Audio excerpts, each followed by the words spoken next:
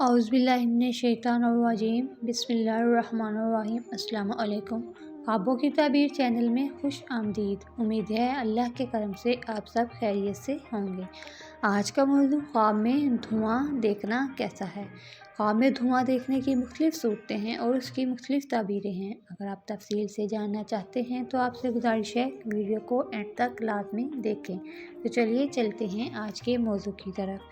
हज़रत इब्ने सीरीन रहमतुल्लाह अलैह ने फरमाया कि ख्वाब में धुआं ज़ालिम बादशाह है। अगर देखें कि मशरिक़ या मगरब की तरफ बहुत धुआं है तो दलील है कि इस मुल्क के लोग ज़ालिम बादशाह के हाथ से जुल्म व सितम उठाएंगे। और अगर देखें कि धुआं दुनिया में उठा है और आग शोले मार रही है तो दलील है कि जहां में फितना पड़ेगा।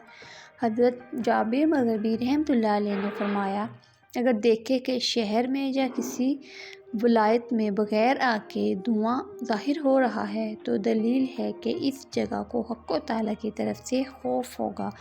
और अगर देखें कि घर से या इसके मुंह से धुआं निकलता है तो दलील है कि ज़ालिम बादशाह इसको ज़रूर ज़रर देगा या तावान डालेगा और इसका माल ज़ोर से लेगा।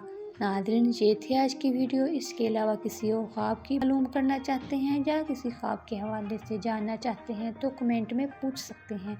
अपना बहुत सारा ख्याल रखिएगा, दुआओं में याद रखिएगा। अल्लाह ताला आपका हामी और नासिर हो। अल्लाह हाफिज़।